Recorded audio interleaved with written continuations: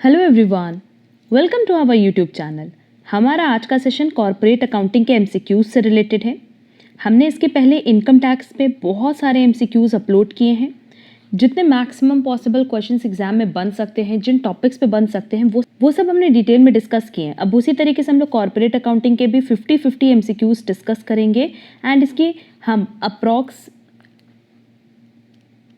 8 to 10 classes upload करेंगे so that maximum questions जो exam में कवर होते हैं वो हम कवर करा पाएँ। तो चलो फिर जल्दी से अपना आज का सेशन स्टार्ट करते हैं, जहाँ हमारे पास सबसे पहला क्वेश्चन है, अमालगमेशन में B resorted to obtain economies of scale, to avoid competition, to avail tax advantage। इन सब के लिए ही अमालगमेशन यूज होता है। Acquisition by steel company of an iron ore mine, ये किसका एग्जाम्पल है? हॉरिजॉन्टल इंटीग्रेशन का नहीं, ये है बैकवर्ड इंटीग्रेशन का। क्योंकि क्वेश्चन में देखो क्या बोला है कि एक्विजिशन कौन कर रहा है? Steel company. किसका? आयरन ओर माइन का। तो इसको हम क्या बोलेंगे? Backward integration. Next, except for fractional shares purchase consideration is paid to willing shareholders of acquiring shares of acquirer when amalgamation is in nature of merger. If the acquirer revalues the assets of acquiree on amalgamation, तब ये किसका case है? Purchase का। क्योंकि अगर merger का case होता तो सिंपली उस केस में क्या होता है ना कि असेट्स एंड लायबिलिटीज को हम जो टेक ओवर करते हैं वो हमेशा बुक वैल्यू पे करते हैं, ना कि रीवैल्यूड वैल्यू में।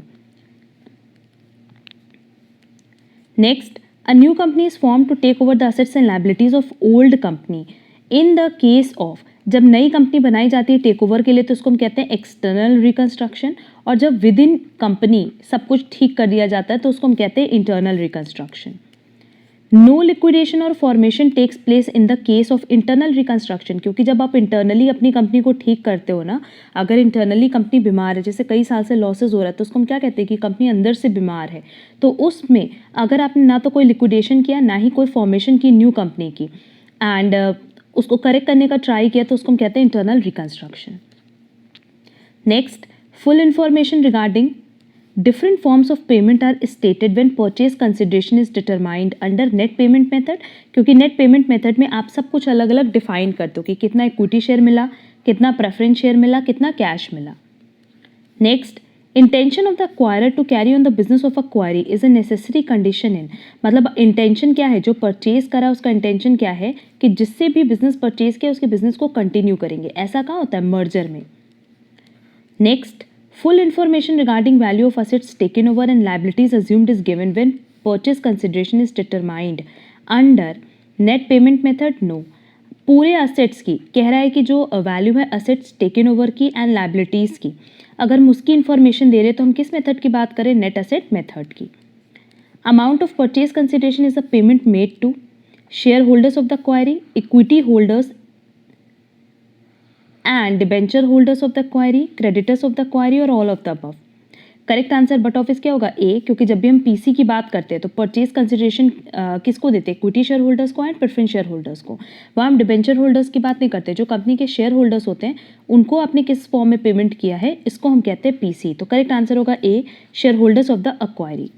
अच्छा, यहाँ एक पॉइंट समझ लो, क्योंकि बहुत सारे स्टूडेंट्स को इसमें डाउट होता है। जैसे एक होता है कि amalgamation in the nature of merger और एक होता है amalgamation in the nature of purchase. तो जब हम मर्जर की बात करते हैं ना तो इसमें कुछ कंडीशंस आपको फुलफिल करनी होती है। पहली कंडीशन होती है कि जो भी कंपनी के असेट्स एंड लायबिलिटीज़ हैं वो जब ट्रांसफ़र होंगे तो सारे के सारे असेट्स एंड लायबिलिटीज़ ट्रांसफ़र होंगे, पहली चीज़। दूसरा, ये जब भी ट्रांसफ़र होगा तो ये बुक वैल्यू पे ट्रांसफ़र होगा, ना कि रीवैल्यूड वैल्यू पे।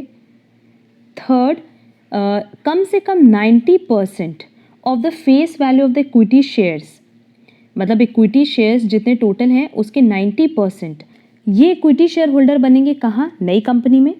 ये जो इक्विटी शेयर होल्डर्स हैं, जो कंपनी मर्ज हो रही है, वो इक्विटी शेयर होल्डर्स ही बनेंगे। कहाँ?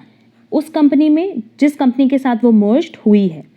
मतलब अगर आप अग्री कर रहे हो कि आपको ट्रांसफरी कंपनी में शेयर होल्डर बनना है तो फिर आपको शेयर होल्डर ही बनाया जाएगा, आपको पेमेंट नहीं की जाएगी इन कैश। क्लियर? और सबसे इम्पॉर्टेंट पॉइंट ये है कि जैसे मान लो ए और बी दो कंपनी है, बी मर्ज हो रही है ए के साथ, तो बी यहाँ पे कौन सी कंपनी हुई? ट्रांसफरर कंपनी, और ए है ट्रांसफरी कंपनी।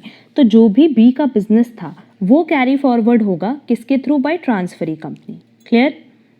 तो ये सारे पॉइंट्स का ध्यान रखना कि इन सारे केसेस में अमेलगमेशन होता है in the nature of merger और बाकी केसेस में amalgamation in the nature of purchase. A realisation account is prepared in the books of. Realisation account हमेशा कौन बनाता है? ट्रांसफरर कंपनी, मतलब जिसकी कंपनी बंद होती है वो बनाता है realisation account. Assets taken over by transferee company are dash in realisation account. जब रियलाइजेशन अकाउंट बनाते हैं तो सारे असेट्स को हम डेबिट करते हैं और सारी लाइबिलिटीज़ को क्रेडिट करते हैं। फिर असेट्स को बेचते हैं तो बाई बैंक आता है और लाइबिलिटीज़ को पे ऑफ करते हैं तो टू बैंक आता है। क्लियर? तो असेट्स आप कहाँ डालोगे? Debited to realisation account. Next, assets taken over are transfer to realisation account at, ये हमेशा बुक वैल्यू पे ही ट्रांसफ़र होता है। कहाँ? रियलाइजेशन अकाउंट में। जब भी हम असेट्स को ट्रांसफ़र करते हैं तो वो बैलेंस शीट वैल्यू पे डालते हैं, दैट इज बुक वैल्यू पे डालते हैं। Liabilities assumed by transferee are dash in realisation account. अभी ऊपर बताया कि इसको हम क्रेडिट करते हैं। और liabilities undertaken by transferee are transfer to realisation account at book value. जब भी आप लाइबिलिटीज पे ट्रांसफर करोगे ना तो वो बैलेंस शीट वैल्यू पे ट्रांसफर करोगे और बैलेंस शीट में हमेशा बुक वैल्यू दी होती है। Next, purchase consideration receive from transferee are dash in realisation account.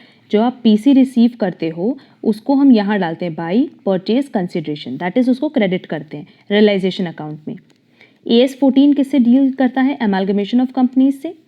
Section 390 to 396 of the companies act pertain to amalgamation of companies. Any payment to preference share holders in excess of paid up value of preference shares, ये कहाँ debit होता है? Capital account no, preference share holders account no, realisation account. जो भी आप preference share holder को excess payment कर रहे हो वो हम डालते हैं रियलाइजेशन अकाउंट में। Profit on acquisition of business is credited to, अगर आप किसी का बिजनेस एक्वायर कर रहे हो और उस पर प्रॉफिट हो रहा है तो वो कैपिटल रिजर्व में जाता है और लॉस होता तो गुडविल में जाता। Loss and amalgamation is debited to dash account of the transferee company goodwill. Pooling of interest method is applied in the case of, जहां पे हम कह रहे हैं interest method, pooling of interest method, तो ये है amalgamation in the nature of merger. ये रिकंस्ट्रक्शन इधर है, करेक्ट आंसर होगा C. Next, shareholders who refuse to sell their shares to the transferee company under the terms of amalgamation। बहुत सारे ऐसे शेयर होल्डर्स होते हैं जिनके पास ये राइट होता है कि वो इस चीज़ से मना कर दे कि नहीं हम आपको अपना शेयर्स नहीं बेचेंगे, तो ऐसे शेयर होल्डर्स को हम कहते हैं dissenting share holders. Inter company holding means, अब इंटर कंपनी का मतलब क्या होता है कि ट्रांसफरी कंपनी भी होल्ड कर रही है shares in transferor company and transfer company भी होल्ड कर रही है शेयर्स इन ट्रांसफरी कंपनी। तो transferee holding shares in transferor, yes. Transferor hold shares in transferee, yes. Correct answer होगा D, all of the above. Next, transferee company holding debentures of transferor company is a case of inter company owing an enterprise controlled by another enterprise. ऐसे enterprise को हम क्या कहते हैं? Subsidiary, क्योंकि subsidiary को पूरी तरीके से कंट्रोल करता है holding company. A company holding majority shares in another company, ऐसी कंपनी को हम कहते हैं होल्डिंग कंपनी और पेरेंट कंपनी। AS 21 ये किसे डील करता है? कंसोलिडेटेड फाइनेंशियल स्टेटमेंट से। In wholly owned subsidiary the parent company hold shares 100%, क्योंकि यहाँ पे देखो होली ओन्ड है और होली ओन्ड मतलब आप कंप्लीटली उसको ओन कर रहे हो तो 100% आपने होल्डिंग रखी होगी। The claim of share holders other than holding company in the ownership of the company is, मतलब अगर आपने सब्सिडरी में जितना होल्ड किया है उसके लिए तो आप ओनर हो, बट जितना आपने होल्ड नहीं किया है वो क्या हो जाएगा? Non controlling interest. Next, excess amount paid for acquiring controlling interest in subsidiary is called cost of control, मतलब आपको एक्सेस जो पेमेंट करना पड़ रहा है उसको हम कहते हैं कॉस्ट ऑफ कंट्रोल, COC। जिन्होंने चैप्टर पढ़ा होगा उनको ये पॉइंट समझ आ रहा होगा। Profit earn by subsidiary up to the date of acquisition by parent, इसको हम काउंट करते हैं as capital profit. Dash should be considered while computing cost of control or capital reserve. Paid up value of shares acquired ये लेते हैं, capital profit भी लेते हैं, capital loss not amortized भी लेते हैं। करेक्ट आंसर होगा D, all of the above. Profit earned after the date of acquisition. Acquisition date के बाद जो भी profit earn करेंगे उसको हम कहते हैं revenue profit. Next, holding company in relation to one or more other companies means a company of which such companies are associate companies और सब्सिडरी कंपनीज। सिंपली उन कंपनीज के लिए क्या होगी? सब्सिडरी कंपनीज, क्योंकि रिलेशन किसके बीच में होता है? होल्डिंग एंड सब्सिडरी के बीच में, तो होल्डिंग की एक भी सब्सिडरी हो सकती है, मोर देन वन भी हो सकती है, तो करेक्ट आंसर होगा B, subsidiary companies. On consolidation the profit on revaluation of fixed assets, इसको हम कैसे ट्रीट करते हैं? Capital profit. Claim of holding company in subsidiary is controlling interest. Next, which of the following would qualify a company to be regarded as a parent of another? A parent should control the majority of the votes at subsidiary shareholders meetings. A parent should own majority shares. No. A parent and its subsidiary both must be in the same line of business. No. Parent subsidiary both should have the same person. No. Correct answer होगा a parent should control the majority of the votes at subsidiary shareholders meetings. Correct answer होगा A. Next, dividend declare out of pre profit acquisition profit will. अब अगर आपने pre acquisition profit से dividend declare किया तो उससे भी ना तो कैपिटल रिजर्व इंक्रीज होगा और ना ही गुडविल डिक्रीज होगी। करेक्ट आंसर होगा डी, नाइदर ए और बी।